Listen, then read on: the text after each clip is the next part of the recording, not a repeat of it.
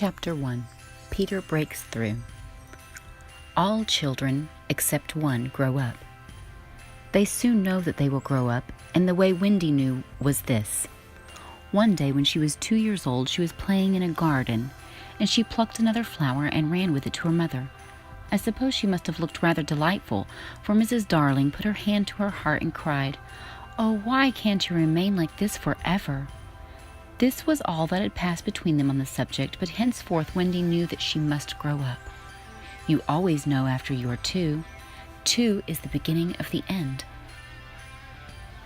Of course, they lived at 14, their house number on their street, and until Wendy came, her mother was the chief one. She was a lovely lady with a romantic mind and such a sweet, mocking mouth. Her romantic mind was like the tiny boxes, one within the other, that come from the puzzling East. However many you may discover, there is always another one more, and her sweet, mocking mouth had one kiss on it that Wendy could never get, though there it was perfectly conspicuous in the right-hand corner. The way Mr. Darling won her was this. The many gentlemen who had been boys when she was a girl discovered simultaneously that they loved her, and they all ran to her house to propose to her, except Mr. Darling, who took a cab and nipped in first, and so he got to her. He got all of her except the innermost box and the kiss. He never knew about the box, and in time he gave up trying for the kiss. Wendy thought Napoleon could have got it, but I can picture him trying and then going off in a passion, slamming the door.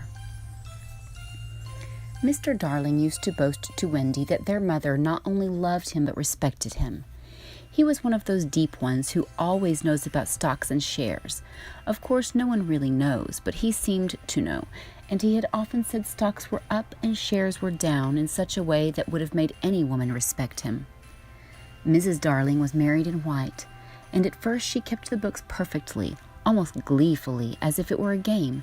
Not so much as a Brussels sprout was missing, but by and by whole cauliflowers dropped out, and instead of them, there were pictures of babies without faces. She drew them when she should have been totting up. They were Mrs. Darling's guesses. Wendy came first, then John, and then Michael. For a week or two after Wendy came, it was doubtful whether they would be able to keep her, as she was another mouth to feed. Mr. Darling was frightfully proud of her, but he was very honorable, and he sat on the edge of Mrs. Darling's bed, holding her hand and calculating expenses while she looked at him imploringly. She wanted to risk it, come what might, but that was not his way. His way was with a pencil and a piece of paper, and if she confused him with suggestions, he had to begin at the beginning again.